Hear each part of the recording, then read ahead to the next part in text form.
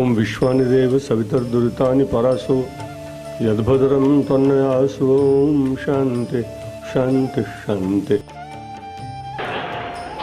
नृदेहमाद्यम सुलभम सुदुर्लभम। महर्षि वेदव्यास जी में महाराज कहते हैं, आप सब बड़े भाग्यशाली लोग, पुरुष हैं कि स्त्री, कुछ विचार मत करिए। नृदेह मला मानव तन मिल गया।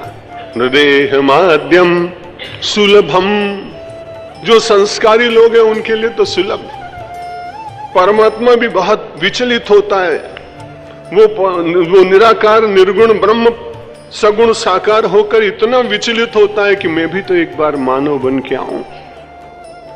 और ये उसके मानव बन के आने की इच्छा न होती तो राम बनकर आते कैसे? और राम बनकर न आते तो संसार के रामचरितमानस के वक्ता भिन्न भिन्न रूप से राम की चर्चा करते कैसे? इसलिए मानव की कितनी महिमा है। पंडित राम किंकर जी महाराज, जो इस देश के सबसे बड़े रामायण के विद्वान हैं, हनुमान जी की कृपा है उनके ऊपर, उनका प्रवचन परमार्थ निकेतन में हो रहा है। रामायण के सरस प्रवक्ता राजेश्वरानंद जी का यहां हो रहा है, रवि शास्त्री जी का यहां हो रहा है, पीयूष जी का कहीं हो रहा है।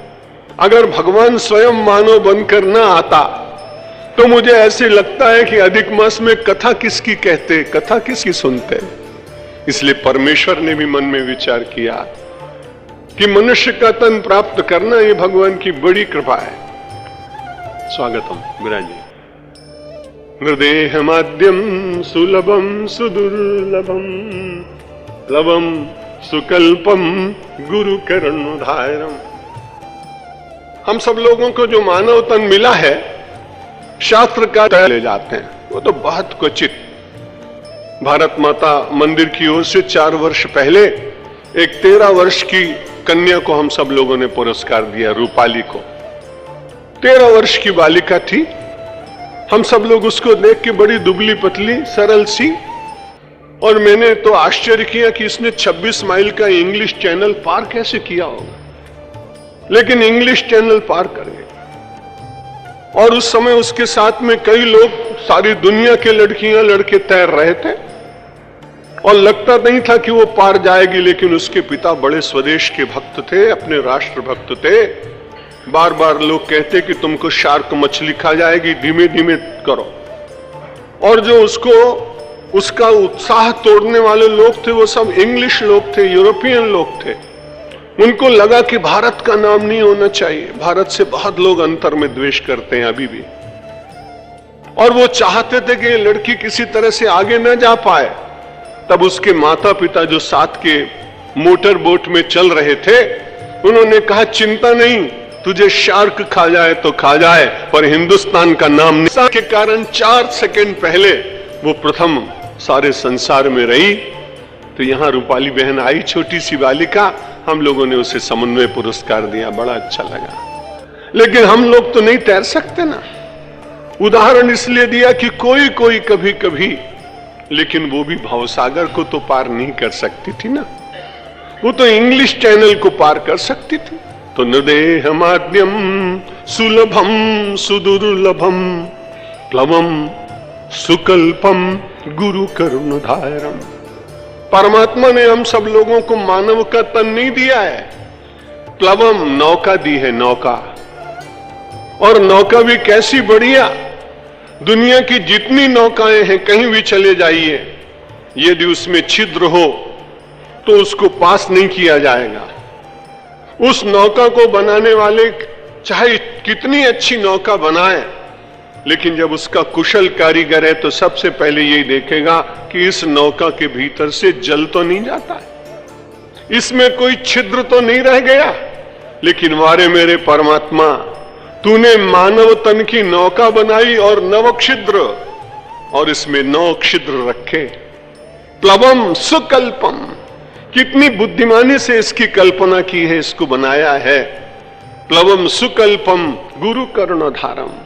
मानव तन रूपी नौका को पार ले जाना हो तो एक नाविक रखना, खेवैया रखना, केवट रखना, तारनहार रखना, पतवार चलाने वाला रखना, और उसी को हम सब लोग अपनी आध्यात्मिक भाषा में गुरु कहते हैं। नृदेहमाद्यम सुलभम सुदुर्लभम प्लवम सुकल्पम गुरु कर्णधारम। मानव तन की नैया मिल गई और भावसागर को पार करना है। गुरु रूपी कर्णधार मिल गया, संतों रूपी कर्णधार रूप मिल गए।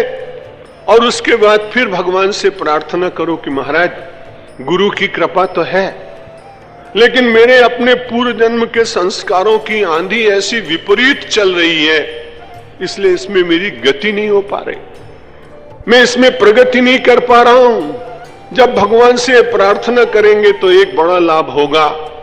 गुरु की पतवार तो शायद बहुत धीमे धीमे चल पाए, लेकिन परमात्मा की कृपा की जो आंधी, परमात्मा की कृपा की बयार जो आपके अनुकूल हो गई, तो न गुरु को मेहनत करनी पड़ेगी और न शिष्य को मेहनत करनी पड़ेगी, फिर तो भगवान ही उसको पार लगाएंगे। प्लवम सुकल्पम गुरु कर्णधारम मयानुकूलेन नभस्वते ऋतम।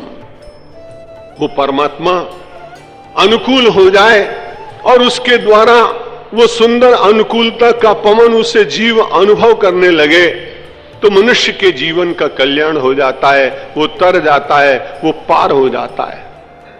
लेकिन दूसरी बात बड़ी कठिन कही गई है, क्षमा करिएगा और विचार कर लीजिएगा कि ऐसा मानव तन प्राप्त होने के बाद न तरेत, जो व्यक्ति भवसागर से पार होने का प्रयत्न नहीं करता, उसके लिए शास्त्रकारों ने, महर्षि वेदव्यास जी ने कहा स आत्महा, वो आत्महत्यारा है।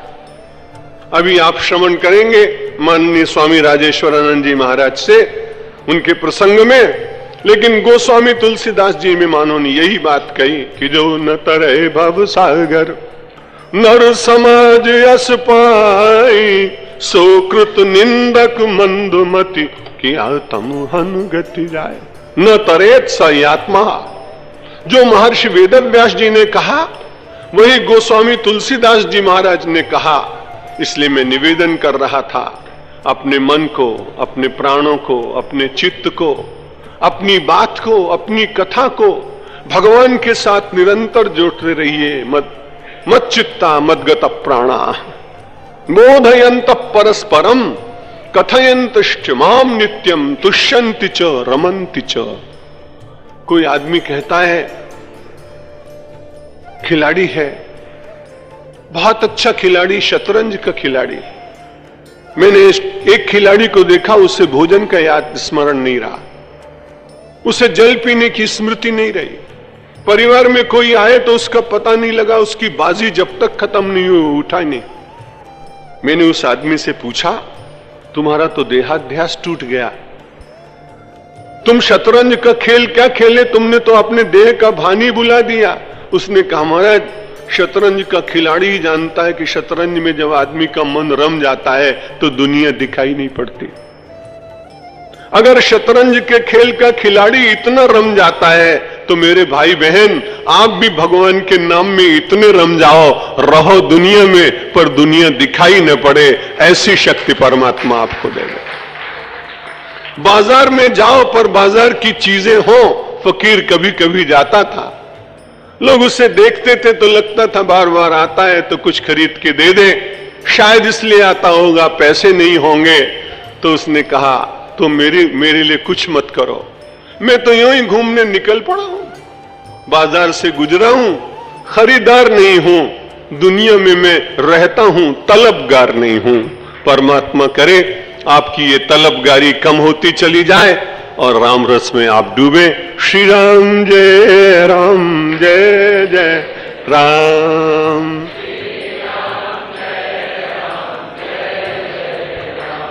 राम श्री राम जय जय